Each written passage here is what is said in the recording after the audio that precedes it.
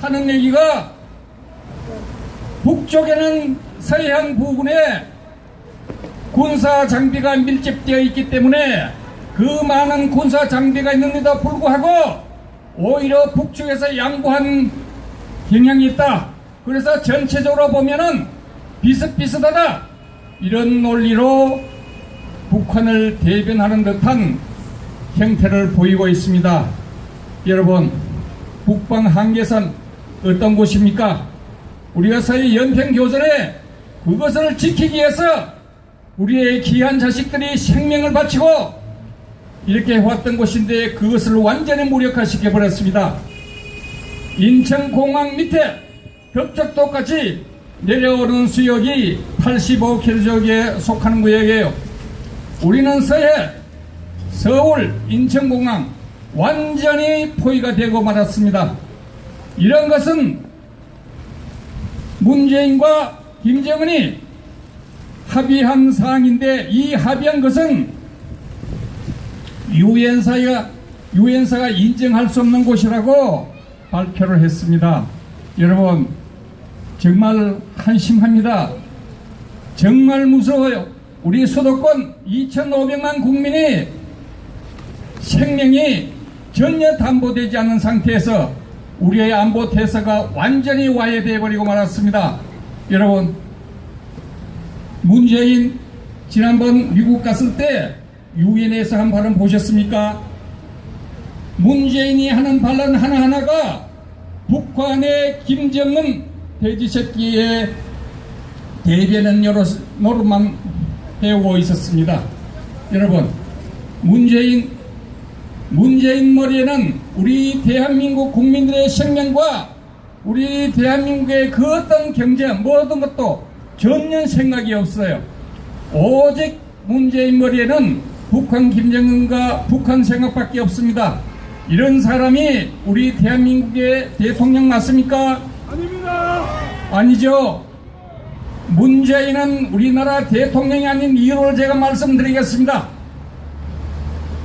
작년 5월 9일 대선 날 사전투표 두째 날 여백 없는 가짜 투표용지로 투표한 장본인이 저 김장석이에요. 사전투표를 하고 4, 5일 지난 후에 5월 9일 대선이 있었습니다. 5월 9일 대선이 끝나고 선거 개표, 투표 개표를 하는데 투표 개표는 그 장소에 사전투표 때 됐던 그 가짜 투표용지는 나오지 않았습니다. 그 가짜 투표용지는 하늘로 솟았는지 땅으로 꺼졌는지 나타나지 않았어요. 그 대신 그 투표함 속에 포대자루 안에 그 포대기를 부으니까 거기서 나온 가짜 투표용지가 은행에 가면은 돈을 바꾸면 신권이 있죠. 10,000원짜리 50,000원짜리 그 신권처럼 빳빳한 투표용지가 무더기로 쏟아진 거예요. 가짜 투표용지를 이렇게 왕창 바꿔치기 한 겁니다. 우리가 투표를 하게 되면은 기표장에서 기표를 하고 2번, 3번 접어서 투표함에 그 투표지를 넣게 됩니다. 그런데 그 접혀진 투표용지는 하나도 없고 투표마대 속에는 빳빳한 투표용지가 무더기로 쏟아졌다고 해요. 여러분, 이렇게 표를 왕창 바꿔치기 해서 탄생한 정부가 이 문재인 정부입니다. 존경하고 사랑하는 애국시민 여러분, 이렇게 해서 우리 문재인은 대통령이 아니에요. 여러분, 대통령 아닌 거 맞죠? 대통령이 아닌 사람이 대통령질을 하고 있습니다. 어떻게 해야 되겠습니까? 끌어내려야 합니다. 문재인은 대통령이 아니기 때문에 끌어내려야 합니다. 저는 지난 대선 이후 부정성으로 탄생한 이 문재인을 단 한 번도 대통령이라 부르지 않았습니다. 대통령이 아니기 때문에 대통령이라 부를 수가 없었습니다. 여러분, 앞으로 문재인을 대통령으로 부르면 안 됩니다. 대통령이 아닌데 대통령으로 부르면 안 돼요. 우리 대한민국의 대통령은 지금의 영어의 몸으로 계시지만은 박근혜 대통령님만이 유일한 우리 대한민국의 대통령입니다. 맞습니까, 여러분? 존경하는 우리 애국 시민 여러분, 우리 대한민국이 어느 정도 화해가 되느냐 하면은 전방의 GOP 98개소가 벌써 완전 해체되었습니다. 그리고 동부전선, 서부전선 군사 요충지에 방어시설이 완전 파괴되어졌어요. 그리고 해안선, 임진강 등등 철책선도 완전 해체되고 말았습니다. 이렇게 우리가 군사적으로 완전 와해되고 지금은 북한에서 쳐내려 온다면은 완전 탄탄대로입니다. 여러분, 이게 우리 대한민국의 현실정이에요. 그래서 우리가 뭉쳐야 되고, 뭉쳐서 이 나라를 살리는 그 답이 문재인을 끌어내리는 일이 최우선적 되어야 되겠습니다. 이제는 말로는 해서 안 됩니다. 행동으로 해야 합니다. 여러분, 행동을 같이 할 수 있습니까? 문재인을 끌어내립시다. 대단히 감사합니다.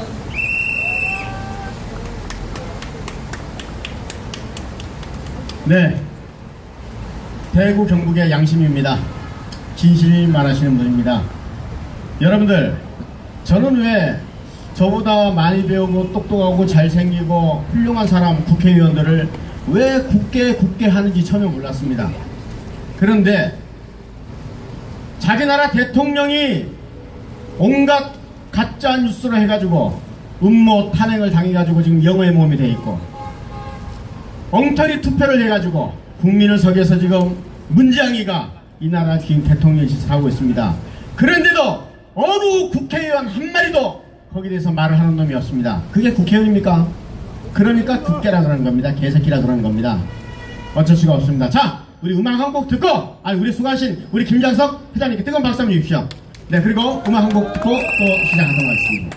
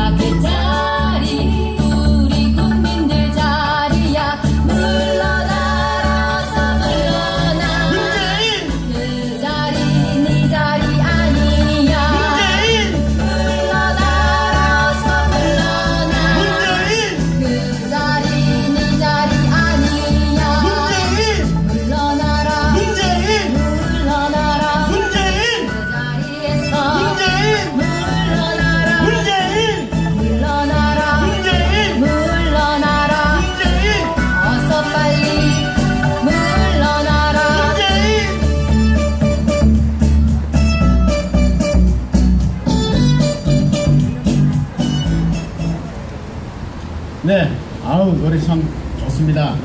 우리가 이제 틀어내는 이 노래밖에 없습니다. 애국가도 못 틀어, 군가도 못 틀어, 멸공의 횃불도 못 틀어, 태극기도 못 들게.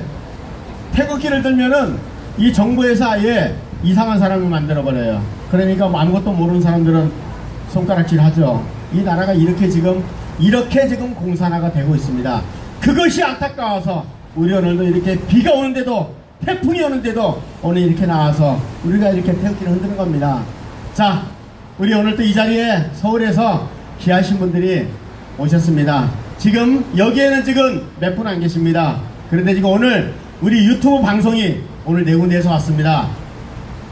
이 방송이 전국 세계로 다 나갑니다. 그래서 여기 앉아 계신 분들은 얼마 안 되지만은 전 세계에서 몇백만 명이 이 방송을 보고 있습니다. 우리 오늘 수고하시는 유튜브 우리 방송국 사장님들께 뜨거운 박수 한번 주세요.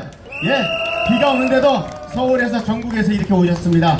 자, 다음은 우리 구국동지의 우리 유도환 총장님을 모셔보도록 하겠습니다. 오늘 또 나중에 우리 또 미군 부대 가서 또 유창한 영어로 또 이 우리 미군들 미국의 트럼프 대통령이 들을 수 있도록 또 연설을 하실 건데 뜨거운 박수 한번 주십시오. 네. 충성! 저는 오늘 제가 36년 전에 입었던 군복을 입고 나왔습니다. 이 군복은 36년 동안 한 번도 버린 적이 없고 최소한 1년에 한 번은 군복을 빨아놓습니다. 비록 나이는 60이 됐지만 국가에 위험이 있을 때 언제든지 총을 잡을 준비가 되어 있기 때문입니다. 아마 대부분 분들이 이와 같은 생각을 가지고 있을 겁니다. 어제 오늘 전국에 비가 왔습니다. 지금 뜰 안에 있는 감나무가 노랗게 익어가고 있고 대추나무가 빨갛게 물들고 있고 뜰 너머의 들판에는 지금 벼들이 황금색을 띠고 곧 수확기를 눈앞에 두고 있는 이 시점에 내리는 비는 농부들에게는 악이 되는 것입니다. 지금 최근에 문재인 정부가 3번의 정상회담을 하면서 추진하고 있는 것은 바로 국가와 국민에 대한 악이라고 저는 생각합니다. 왜냐하면은 지금 내리는 비는 우리 농사를 다 버리듯이 현재 시점에 문재인이가 김정은 정권과 회담을 하고 남북 공동성명을 하고 남북 군사 회담을 체결한 것은 이것은 국가와 국민의 학을 주는 바로 때를 맞추지 못했기 때문입니다. 김정은이는 뭐라고 그랬습니까? 김정은이는 비핵화가 선대의 이윤이라고 그랬습니다. 그 선대는 누구입니까? 김일성이는 민족 역적 전쟁 범죄자 아닙니까? 맞습니다. 김정일이는 누굽니까? 전쟁 범죄자의 아들이요 칼기 폭파에 수많은 도발을 한 그러한 우리 대한민국에는 역적과 같은 존재입니다. 즉 김정은이는 누구냐면 전쟁 범죄자의 손자입니다. 맞습니다. 전쟁 범죄자의 손자를 이 땅에 드린다는 것이 이게 말이 되겠습니까? 지나가는 개새끼도 웃을 일입니다.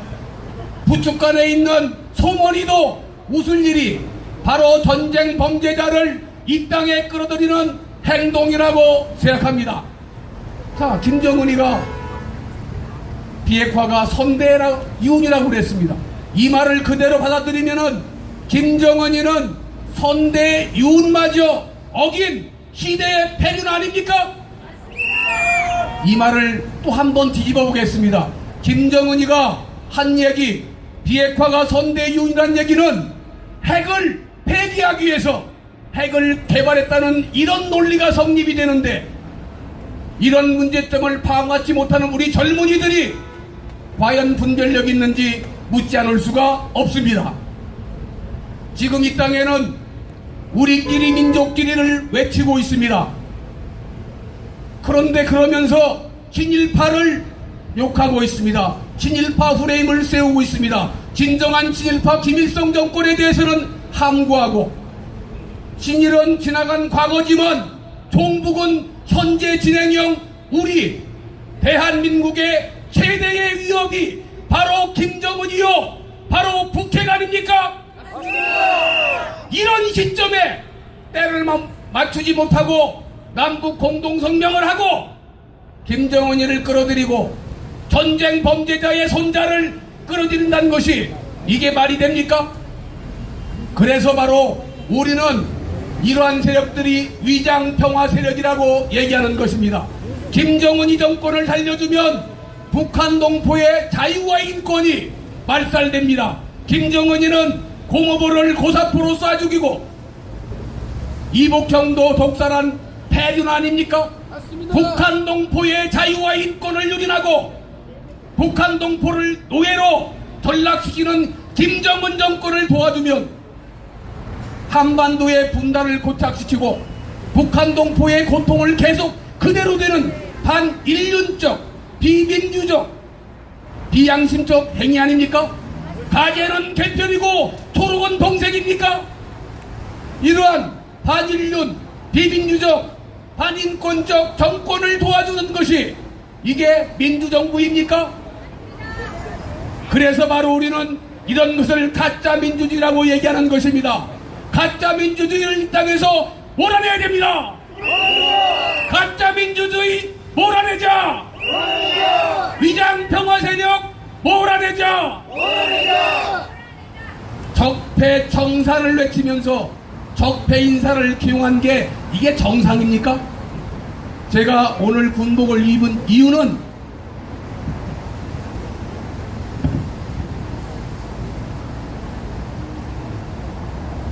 평양 공동선언의 군사 분야 합의서 전문을 전부 읽어봤습니다.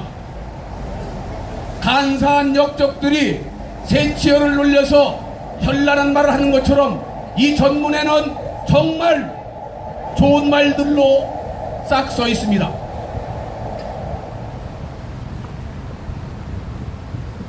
여기에 대한 자세한 내용은 이미 전문가들이 얘기를 했기 때문에 저는 더 이상 얘기를 하지 않겠습니다. 마지막에 보면은 이 합의서는 쌍방이 서명하고 각기 발의에 필요한 절차를 거쳐서 그 문본을 교환한 날로부터 효력을 발생한다 이렇게 돼 있습니다. 각각의 절차를 거쳐야 된다고 했는데 문재인 정권은 누구입니까? 40%로 당선된 대통령입니다. 가짜로 해서 지금 진짜 대통령인지 아닌지는 모르겠지만 현재를 그대로 인용해준다 하더라도 40% 됐으면 국민 다수 60%는 문재인을 인정 않고 있는데 문재인이가 다수의 의견 동의 절차도 없이 공청회 한 번 없이 마음대로 이와 같은 것을 효력을 발생시킵니까? 이게 바로 현대판 독재인 것입니다. 현대판 독재자가 바로 문재인 정권인 것입니다. 이 군사 분야 합의서 남북 공동성명은 원천적으로 무효입니다. 왜냐하면 본인이 이미 우리에게 해답을 줬습니다. 문재인이는 뭐라고 그랬습니까?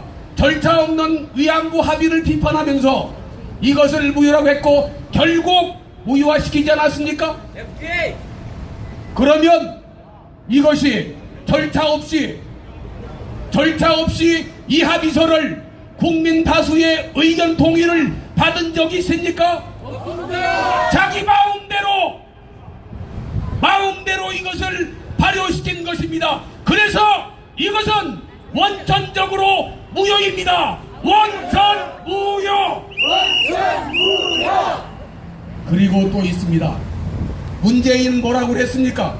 한미 FTA를 체결할 당시에 한미 FTA는 을사조약과 같은 아주 굴욕적인 그런 조약이라고 얘기를 했습니다. 그런데 한미 FTA 체결 이후 우리나라는 대미무역 흑자가 약 100억 달러, 약 11조 추가 이익을 낸 것이 한미 FTA입니다.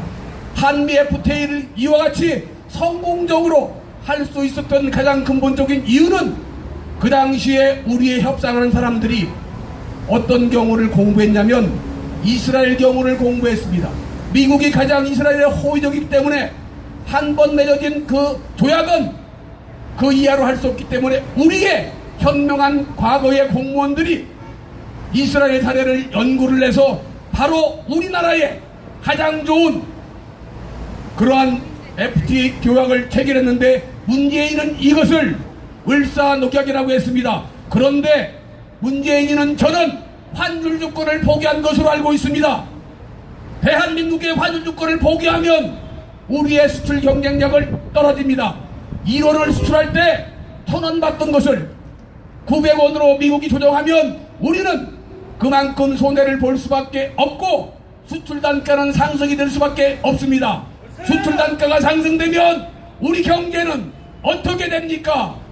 대한민국 경제를 살린다면서 경제를 죽이고 젊은 층의 일자리를 만든다면서 탈원전을 실시해서 세계 제1위의 기술을 스스로 포기하고 이게 정상적인 경우입니까?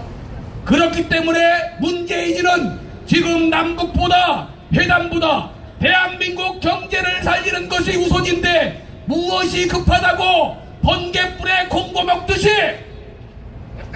이 남북 합의서 체결합니까?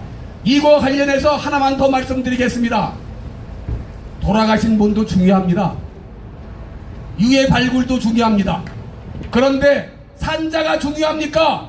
엄밀하게 돌아가신 분이 더 중요합니까? 산자가 중요하지 않습니까?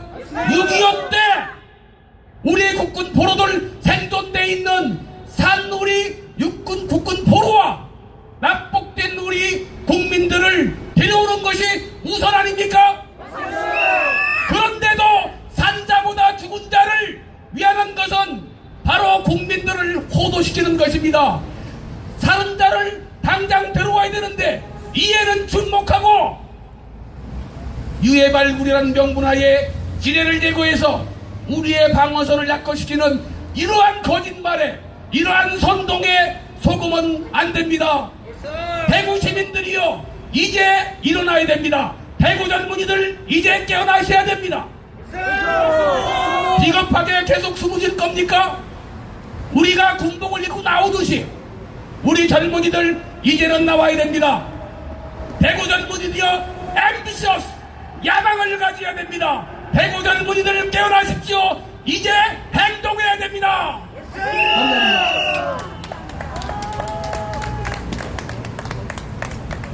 자, 우리 열변을 토해주신 우리 유단 총장님께 뜨거운 박수 한번 주십시오.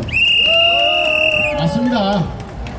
산 사람이 먼저입니다. 지금 저 북한에는 우리 국군 포로 연세 가신 분들 다 돌아가셨습니다.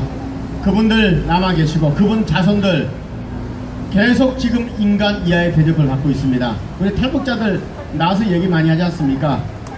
그 산 사람들부터 지금 데리고 와야 되는데 지금 이렇게 문재인이는 일을 바꿔서 하고 있습니다. 그래서 우리가 욕을 하는 겁니다. 자, 우리 여기서 우리 구호 한번 하고 넘어가겠습니다. 자, 김일성이 김정은이 3대에 걸쳐서 700만 우리 동포를 때려 죽이고 고문해서 죽이고 약물로 죽이고 부검해서 죽이고 잔인한 모습으로 우리 동포를 죽인 이 김정은이를 당장에 참사라! 참사라! 그리고 그 살인마 인간 백정 김정은이를 못 도와줘서 안 달래고 있는 문재인이를 대통령 같지도 않은 문재인이를 끌어내라!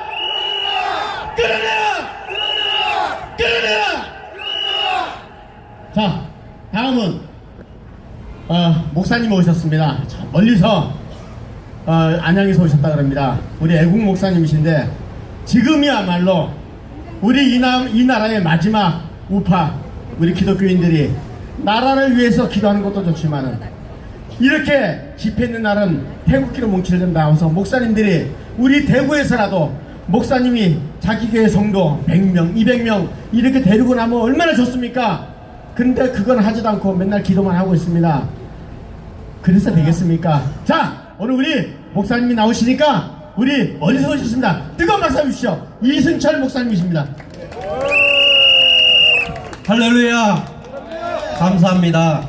대구 애국 시민 여러분 감사드립니다. 이렇게 우중에도 또 비가 멈췄지만 대구에서 이렇게 우리 박근혜 대통령님 어제 석방과 복귀를 위해서 힘차게 응원해 주시고 함께 해주신 것을 감사드립니다. 할렐루야! 저는 제 소개 먼저 처음이니까 드리겠습니다. 저는 전라남도 영광에서 태어나서 광주에서 학창 시절을 보냈습니다. 제가 학창 시절을 보내고 지금은 경기도 안양에서 살고 있습니다. 광주에서 떠나온 지 30년이 넘었습니다. 그러나 제가 오늘 해야 할 말을 저는 해야겠다고 생각했습니다. 대구에 저는 와보고 싶었습니다. 대구에 와보고 싶었습니다. 한 번도 태어나서 지금까지 온 적이 없습니다. 오늘 처음 왔습니다, 여러분. 대구에 와서 제가 어떠한 말씀을 여러분들에게 드려야 될지 고민도 하고 하나님께 기도도 하였습니다. 그래서 저는 눈으로 보고 귀로 들었던 대구를 와보고 싶었는데 오늘처럼 기회가 되어서 오늘 대구에 오게 된 것을 너무나도 감사드립니다. 대구의 시민 여러분 6.25 전쟁을 아시죠? 6.25 전쟁 때 우리나라는 밀려가지고 부산만 남아 있었습니다. 인천 상륙작전을 아십니까? 메가더 장군을 아십니까? 여러분이 대구에서 대구 상륙작전을 해주시기를 바랍니다. 대구 상륙작전을 해주시기 바랍니다.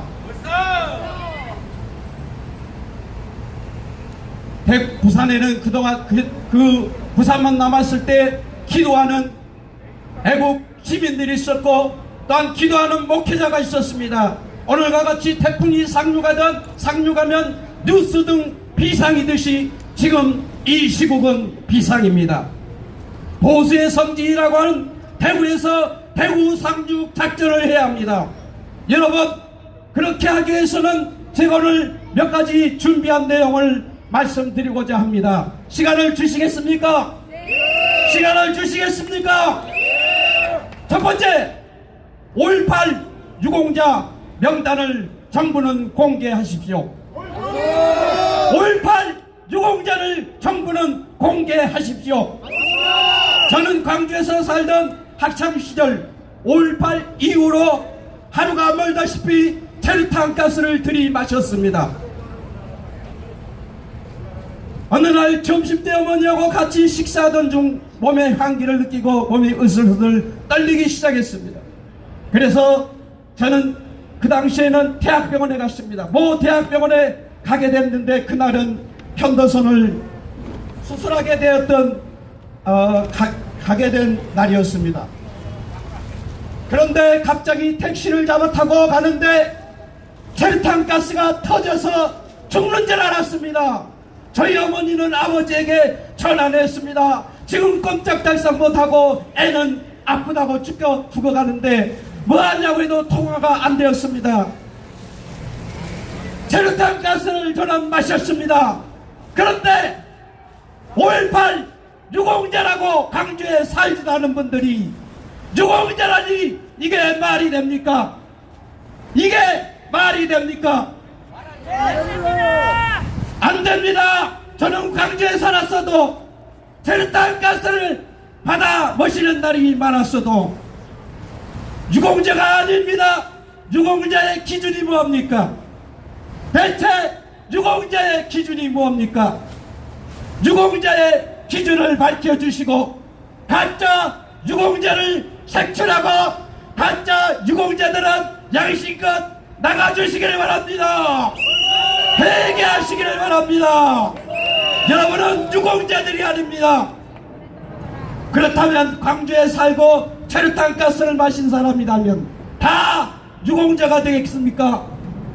그렇지 않는 것을 저는 알고 있습니다. 5.18 유공자를 분명히 밝혀주시기를 부탁드립니다. 제가 핸드폰에 저장을 해서 자주 들여다보게 돼서 죄송합니다.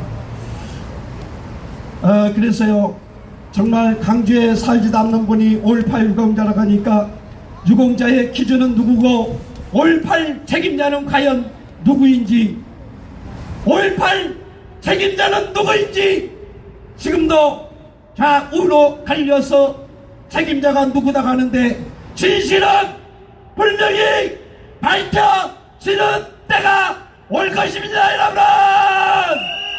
올 것입니다, 여러분! 힘을 내십시오! 두 번째입니다. 종교인으로서 말씀드립니다.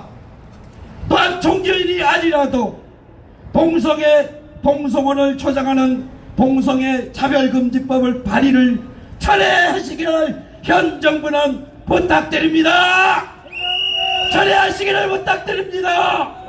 여러분, 남자 사이를 보고 싶습니까?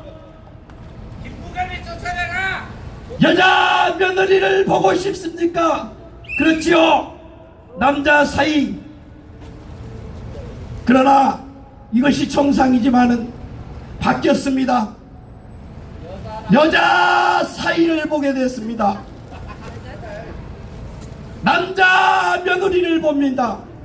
이렇게 심각한 문제가 있는데도 불구하고 우리 기독교인들이 깨어나지 않는다면, 목회자들이 먼저 설선수범에서 깨어나지 않는다면 이 땅은 더 심각한 사태가 벌어지게 될 것입니다. 전국 곳곳에서 동성애 반대 집회와 더불어 피해자들이 늘어나고 있습니다. 여러분, 동성원이 철회될 수 있도록 힘을 모아 주시기를 간절히 부탁드립니다.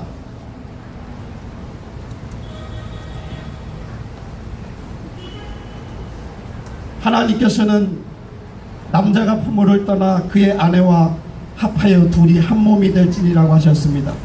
아담은 뼈 중에 뼈요 살 중에 살이라고 말씀했습니다. 하나님께서는 생육하고 번성하고 땅에 충만하라고 했습니다. 창조 질서를 어겼기 때문에 이 나라는 심한 지금 영적인 전쟁을 하고 있는 것이라는 사실을 여러분이 아시기를 바랍니다. 세 번째입니다. 태블릿PC 진실을 밝혀주시기 바랍니다. 조작을 하지 마십시오. 태블릿PC를 조작한 그 무엇이기 빨리 구속하십시오.